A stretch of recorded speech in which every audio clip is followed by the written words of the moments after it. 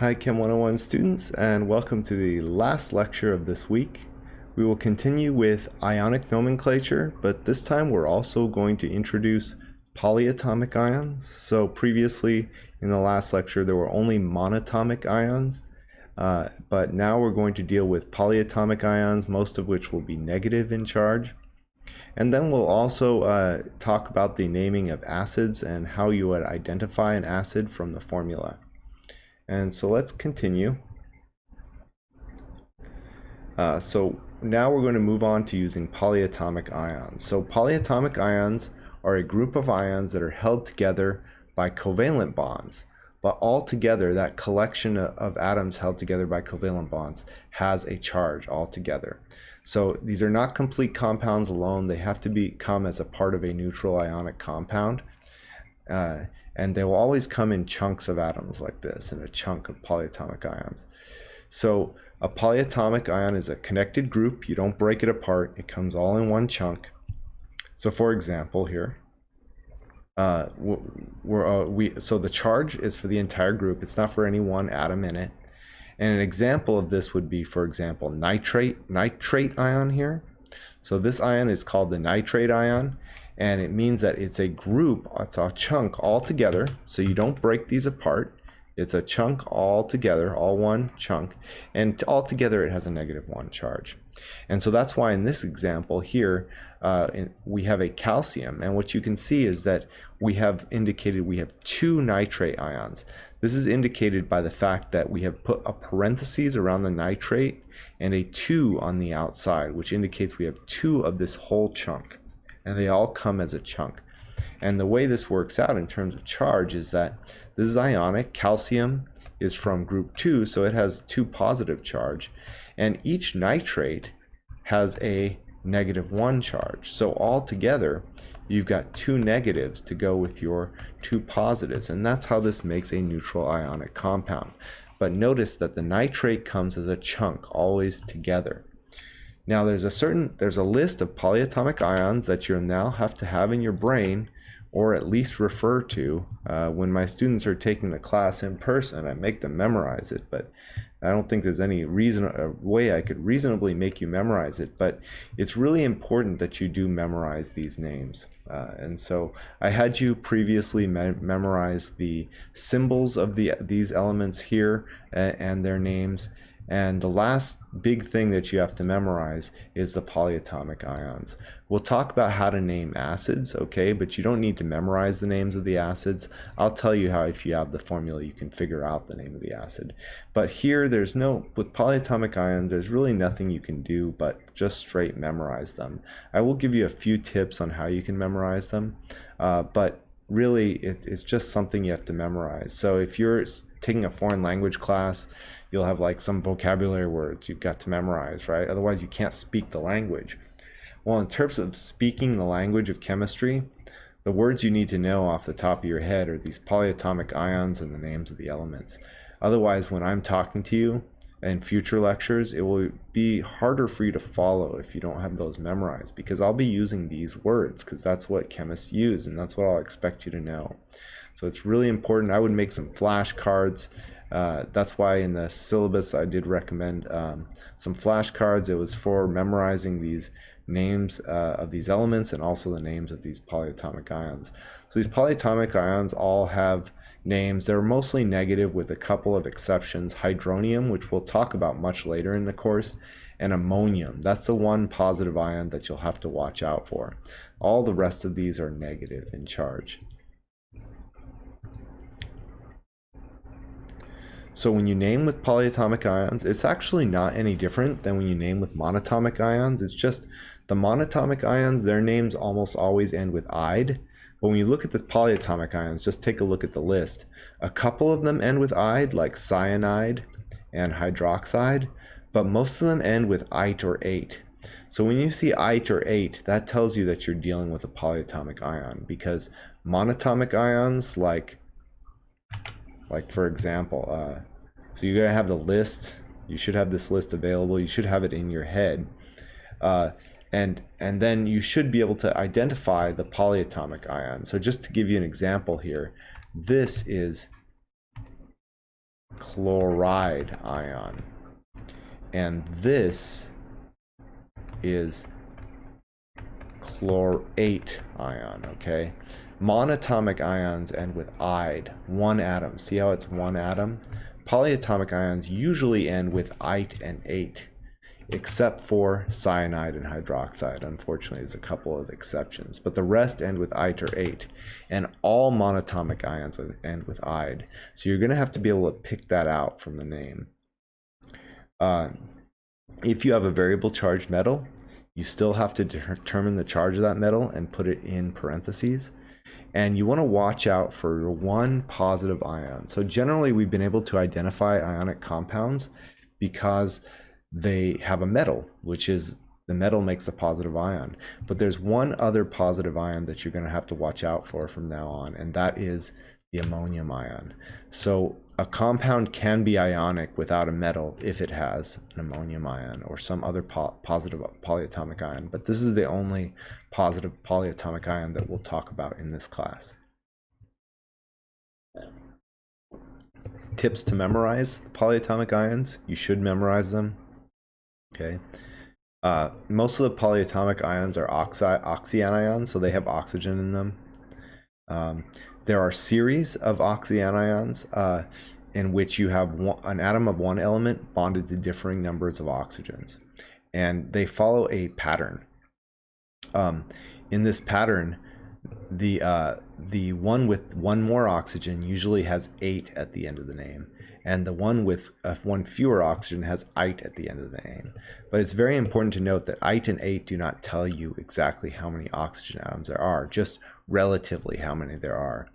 As an example, if we look here, nitrate has one more oxygen than nitrite. So this is nitrate, NO3 minus 1.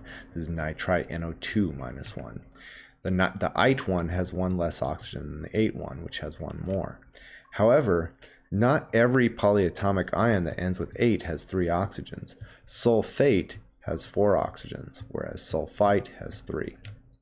So the ite just tells you it's one less oxygen. The ate just tells you it's one more. It doesn't tell you how many oxygens there are. Also, if they're in a series like this, like the nitrate-nitrite series, they're all going to have the same charge. So that helps you to memorize the charge. So nitrate, nitrite both have the same charge, it's -1. Sulfate, sulfite both have the same charge, it's -2.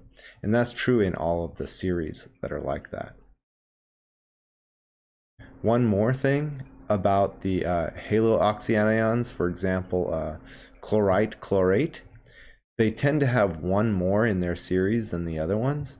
And so they'll use these prefixes hypo and per.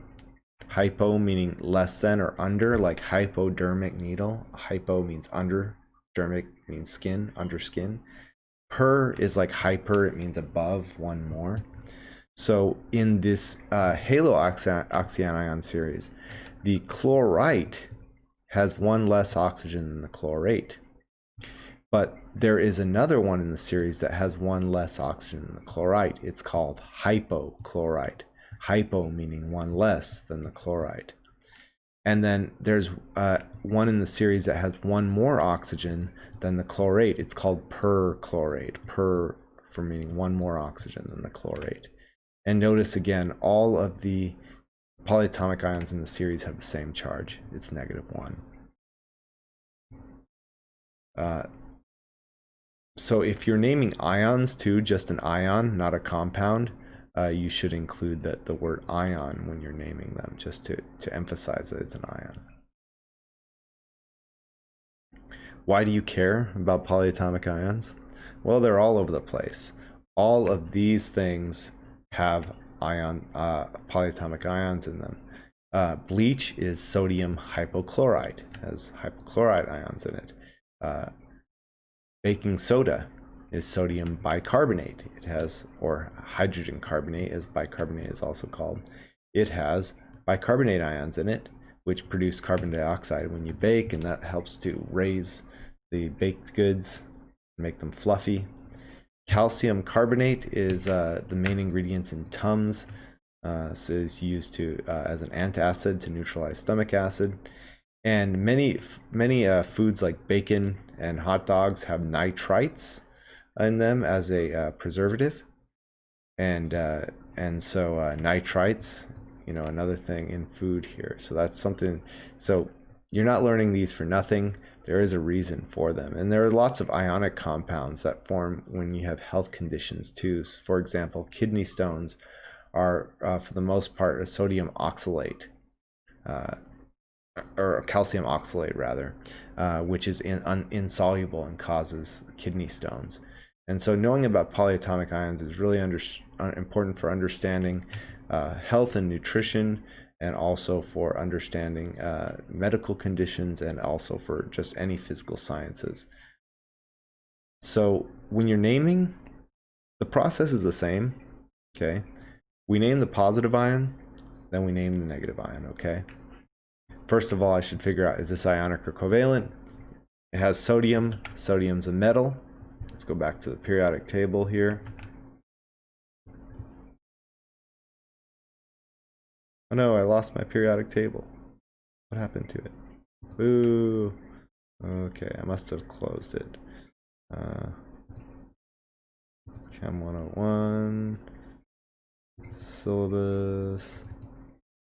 Periodic table. Yeah, I did close it. Okay, so sodium is right here. It's our fixed charge, +1 metal. Okay, it's in group 1, so it's going to make it +1 charge. Hopefully you still have your notes from the last lecture on your periodic table. Okay, so we can simply, since that's a fixed charge metal, all we have to do is say sodium. Then we see this, and clearly it's a polyatomic ion, okay? It's got more than one atom, so we can't just go to the periodic table to find its charge, or to know the name. We have to know the name from our big long list. And if we look on our list for something with phosphate. Oh, right here, PO4, it's this ion, PO4 3-, it's called phosphate. So I write the name of that, phosphate, that's it. Okay. So it's because the ions that are making this compound up are the sodium +1, that's called sodium ion, and the PO4 3-, that's called the phosphate ion. So the name is sodium phosphate. You write the name of the positive ion, then you write the name of the negative ion, and then you're done.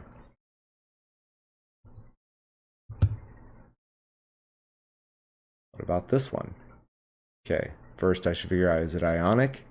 Calcium is a metal. Okay, is it fixed charge or variable charge? Fixed charge. Great, I don't have to figure out the charge. I can just write calcium. But then I have to figure out what the heck this is. So it is an ion with 1 chlorine and 1 oxygen. So I go to my list here and I look for, what is a polyatomic ion with 1 chlorine and 1 oxygen? That is called hypochlorite.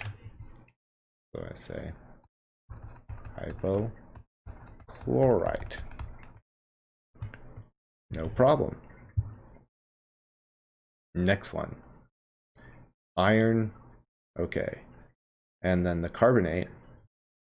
Oh, well, first of all, let's figure out, is it ionic? Is iron a metal? Is iron a metal? Yes. But it's a variable charged metal. Uh-oh. We got work to do. Okay. So when we do this, we're going to have to write iron and then a Roman numeral, because it's a variable charged metal. Let's figure out what this polyatomic ion is here. We can tell it's polyatomic, more than one nonmetal atom. See, these all have more than one nonmetal atom. That's how we know the negative ion is polyatomic. So now we go to our list of polyatomic ions and try to find one with a CO3. Okay, this ion is CO3 2-, it's carbonate. Carbonate, okay. Now, the problem is we've got to figure out what is the charge of this iron. So we're going to do like we did before. We're going to write down our carbonate. CO3, let's double check the charge. The charge on it was -2. So we write -2. And in our formula, we have only one of these. Remember, if there's more than one at polyatomic ion, there'll be a parentheses with a number outside to tell you there's more than one. There's also one iron. The problem is that we don't know the charge, but we can figure it out. Same way we've been figuring it out before. We have one negative ion here, it's -2. So that means we need to have two positive charges. We use the negative ions to figure out what our total positive charge is. We only have one, so it's just the one -2 charge. We only have one iron too, because there was no number written down here that tells us only one iron. So it must have all of that +2 charge. So we figured it out. It's +2. And so this is going to be iron 2 carbonate. Again, this 2 does not mean that there's a 2 here. It means that the charge on the iron is +2. So again, this ion is called iron 2. So we write iron 2 there. This ion is called carbonate. So we write carbonate. That's it. Name of the positive ion, then name of the negative ion. It's always that. Finally here, okay, let's check. Is it ionic? Cu, that's copper. Is that a metal? Yes, that is. But it's also a variable charge. Remember, our fixed charge metals were right in here. These were the fixed charge, and these guys right here. All the rest are variable charge. Copper is not fixed charge, it's variable charge. So we're going to have to say copper something, and then we got to figure out what this is. We've got two of them. OH. So what is a polyatomic ion with OH? Oh, right here. Hydroxide. So this is going to be copper something hydroxide. But we got to figure out what the charge is. So over on the side somewhere, as our work, somewhere off to the side, scratch paper or whatever, we're going to write down, so there's a 2 here, which means we have 2 hydroxides. So I'm going to write down 2 hydroxides, and I need to note the charge. So let's go back to my memory bank. You might not have it in your memory bank yet, so we look at the list, OH minus. So we give each of these a -1 charge. And then we have 1 copper. We know there's 1 copper because there's no number written here. So I'm going to write my 1 copper and remind myself I don't know the charge of this yet. But I can figure it out based on the negative charges. Each of my hydroxide has a -1 charge, so I have 2 negative charges altogether. Now, since I have 2 negative charges, I know I must have altogether 2 positive charges. And since there's only 1 copper which can take those 2 positive charges, my copper must be +2. So it's copper 2 hydroxide. Again, this 2 does not mean there should be a 2 here. It means that the charge of the copper is +2.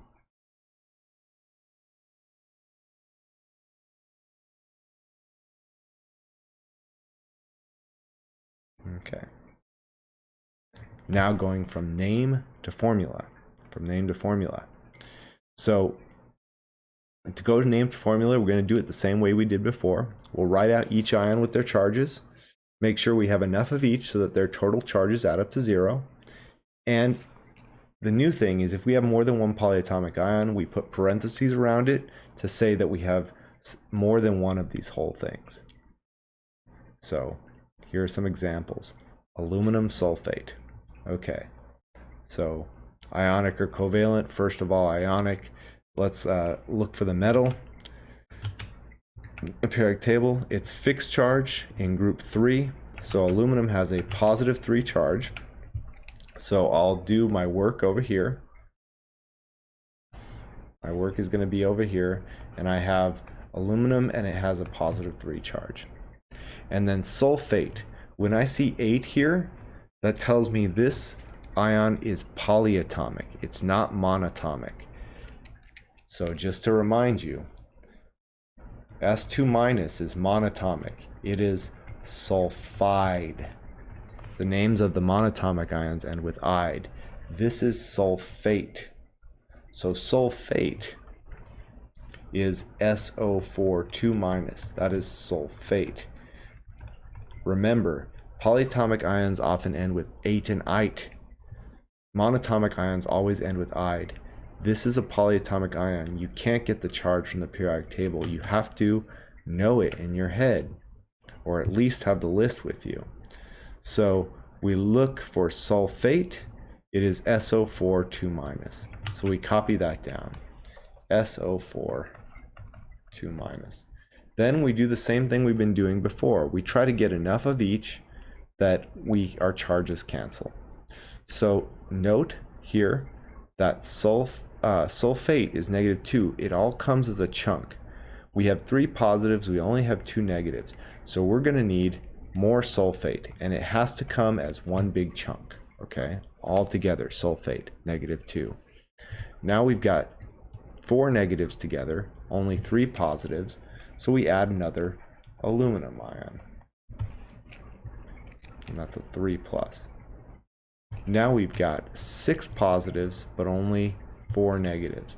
So we add another sulfate ion. That gives us altogether 2, 2, and 2, 6 negatives, and for the positives, 3 and 3, 6 positives.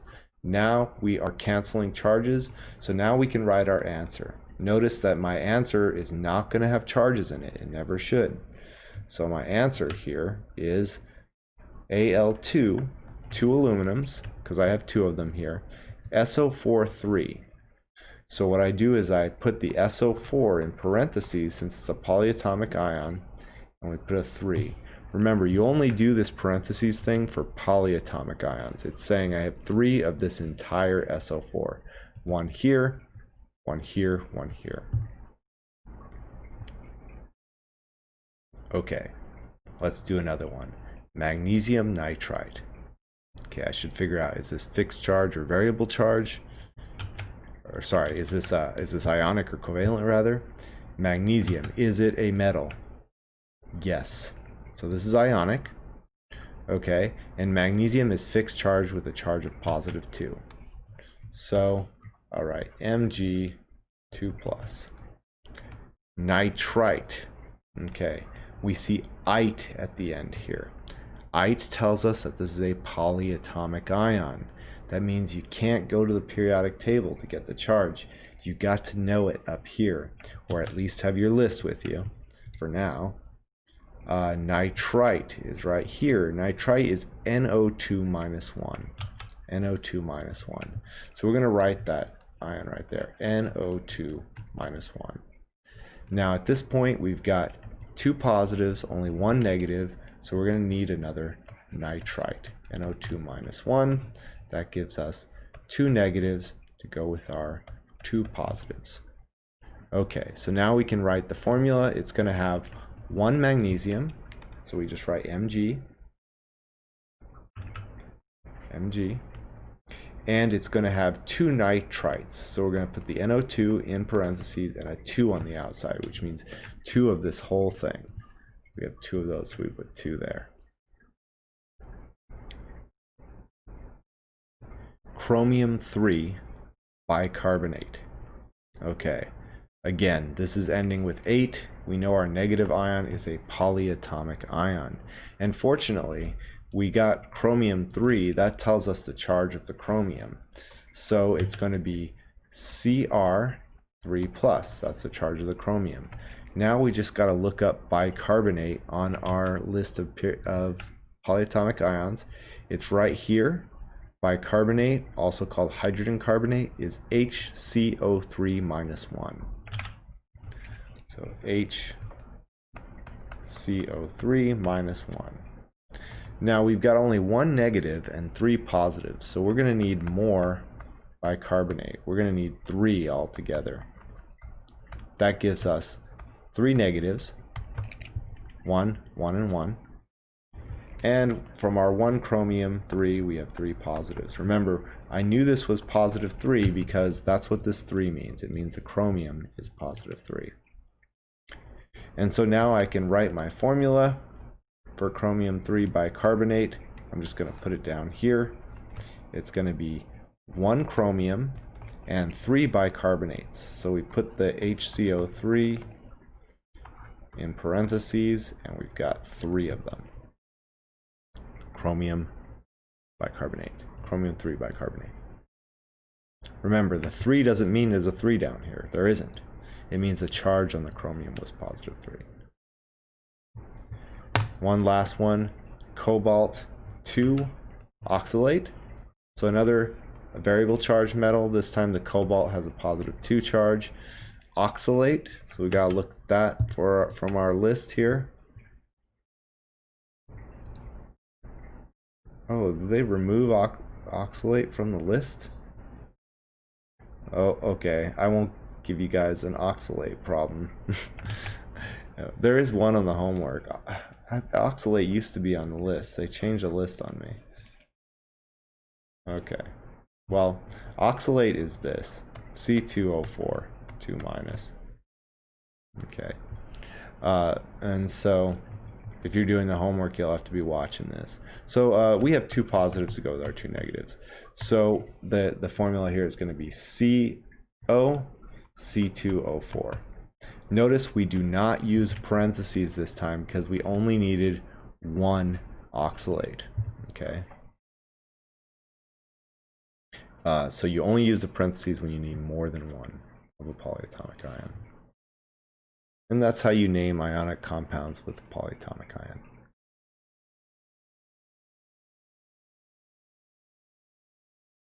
Finally, nomenclature of acids. Okay, first of all, you'll have to recognize an acid when you see it, and the way you'll be able to recognize it is that an acid will always have a hydrogen at the front, whether it's 1 or 2 or 3. There will always be a hydrogen written in the front, so you can recognize an acid that way. And they're going to be named in their own special way, so you'll have to watch out for that H in the front. Acids behave somewhat like ionic compounds, but the positive ion is always H+. And so it's an ionic compound essentially with H+ the ion. So generally, if there's only nonmetals, then you would generally have a covalent compound, but acids behave like ionic compounds. So, but the positive ion is always hydrogen +1, and along with other negative ions. So HCl, for example, is composed of the H+1 ion and chloride -1 ion. Whereas H2SO4, this has 2 H+ ions because you need 2 positive charges to cancel with the 2 negative charges in the sulfate. So like ionic compounds, you do have to make sure that the charges are canceling out. So that's why some of these have different numbers of H's, because they need a more positive charge to cancel with the negatively charged anion. So in naming the acids, acids are going to be, their name is going to be based on the negative ion or the anion. So if the anion name ends with "ide," because it's monatomic usually, the acid will be named with hydro-blank-ic acid. So for example, HBr has the H+ as the positive ion, like acids always do, and Br- as the negative ion. So Br- is monatomic, which means that its name ends with "ide," so this is called a bromide ion. So to name the acid HBr, it's hydrobromic acid. Because the negative ion's name ends with "ide," the acid name is hydroic, hydrobromic. Another example, with a polyatomic ion this time, HCN has the H+ ion and the Cn- ion, which is called cyanide. And so the name of this polyatomic ion ends with "ide." And so the name for HCN is hydrocyanic acid. The ic replaces the "ide. Just right here, just like right here. The hydro in front, ic replaces the "ide. Now, if the anion name ends with 8 instead, the acid will be named with "ic," but no hydro at the front. So HNO3 here has H+ as the positive ion, and the negative ion is NO3-. NO3 minus is called nitrate. And so to name the acid, the 8 is replaced with an ic, and so you say nitric acid for HNO3. Another example here is one in which we have a ion here, H plus for the positive ion in HClO4. ClO4 minus is the negative ion. ClO4 minus is called the perchlorate ion. So to name the acid HClO4, we replace the 8 with an ic, and we get perchloric acid. So HClO4 is called perchloric acid. Now there is a couple of exceptions, and this applies to sulfuric acid and phosphoric acid. So those are the ones where this applies. So I colored it red here. H2SO4 has 2 H plus ions and a sulfate, -2 ion. It's called so SO4 2 minus is called sulfate. So you might think that the name is sulfic acid, because for the other ones we always replace the 8 with ic and we were done. But for sulfate, you end up calling it sulfuric acid, not sulfic acid. This is also true for phosphoric acid. You call it phosphoric acid, not phosphic acid. Why? I don't know. Why'd they have to have that exception? Fortunately, it's there. Finally, if the anion name ends with "ite," then the acid name ends with "us." So, for example, if we have the acid HNO2, the positive ion is H plus, the negative ion is nitrite NO2 minus. Since the name ends with "ite," to name the acid that contains that negative ion nitrite, we replace the "ite" with an "us" and we say acid, nitrous acid. Also, here we have this acid HClO. This is composed of a H plus 1 ion and a ClO4. Oops, this should be ClO4. I made a mistake there. ClO4.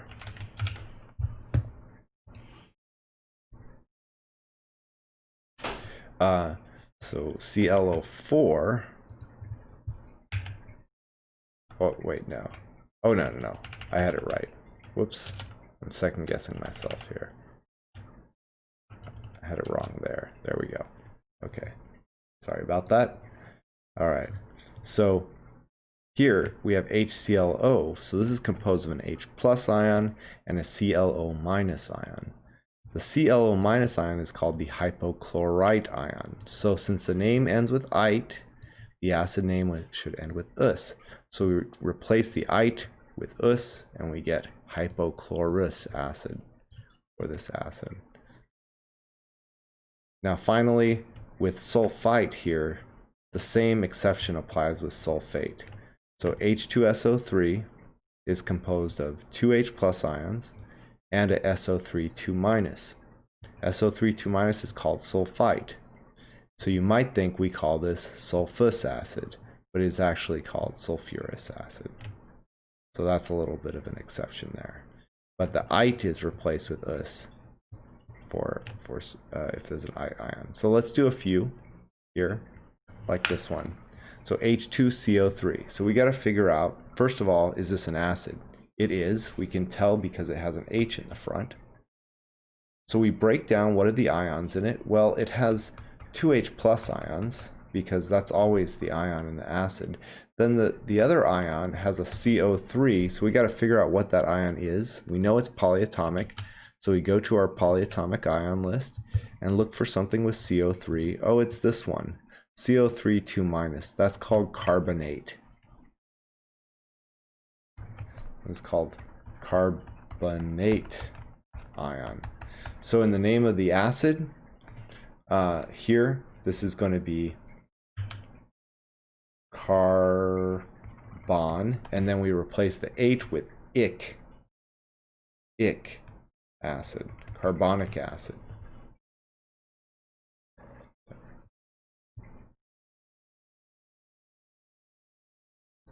Next, HI, my favorite acid. Hi.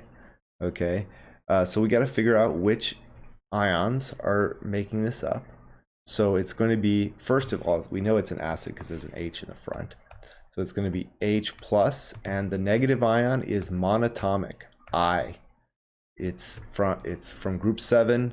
It's iodide ion, and every time an ion is monatomic, its name ends with "ide." Iodide ion, because it's monatomic, one atom. See polyatomic here, more than one atom.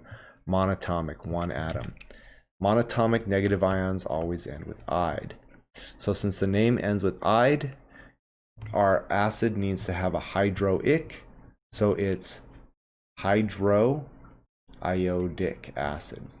So we put a hydro in the front, and then we replace the "ide" with an ic acid. Hydroiodic acid. Here the name ended with 8, so we replace the 8 with ic and then acid.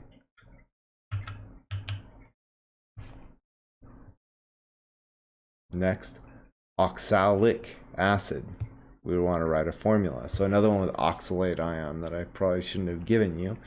But oxalic acid, so the ic tells you at the end that we should have an ion with 8. So we want the oxalate ion.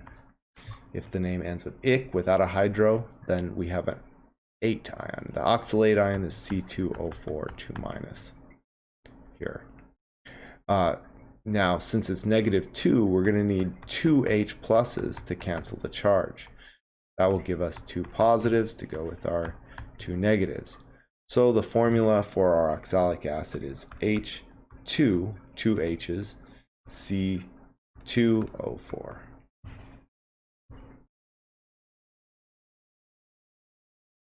Finally, hypochlorous acid. Okay, so here this is ending with an us, which means we need the ite ion. So what we want is we want the hypochlorite ion. Hypochlorite. So we go to our list of periodic table, or list of polyatomic ions, find the hypochlorite ion, which is ClO-. ClO-, so chlorite because this is us, and we're going to need an H plus with that. So our formula will be HClO. And that is how you name acids. So that is it here. We're at the end of the nomenclature part. Now, in general, what people have the hardest time with is the ionic nomenclature part. So I will show you a website that you could go to. It's actually lemuchem.com, or also you can write lemchem.com. So there's not a whole lot there yet. I'm still kind of, making it better. Just kind of add things as I have a chance to build them. Let's see, Google Chrome. Let's open a new instance of Google Chrome. So if you type lemuchem or just lemchem.com or lemuchem, either one, you'll get to here. And for introductory chemistry, you can go to ionic nomenclature and choose to practice name to formula or formula to name. And so if we go name to formula, it'll give you a question. You can try to write the answer, then reveal the answer, and it gives you a full solution. And you can get a new question, and a new question, and a new question, and a new question. And it includes exactly the polyatomic ions that are on your list, and monatomic ions. So you can keep practicing forever. If you get done with all the homework and you feel like you need more practice on ionic naming, I've got plenty of these here for you. It just generates them. It's a program I wrote that generates them just the same way I would for your exams or quizzes. And you can look at the answer and have an infinite number to practice with. So lemchem or lemuchem.com, you can go there and take a look at that. This, I think I tried to show you guys earlier, no longer works. It broke. I guess the software package I used to build it broke, and it doesn't work anymore. But, okay, so that's it for nomenclature. It's a big topic. You guys have a lot to do. So if we're going to, let's go to the Canvas real quick. Well, I'll show you guys in office hours, but there's a homework. There's also a lab exercise. It's all about nomenclature this week. So good luck. come to office hours if you need help. A lot of you will. This is a tough topic, okay? And have a good week of studying, and I hope to see you guys in office hours. Thank you for joining me for the lectures this week, and I'll see you next time.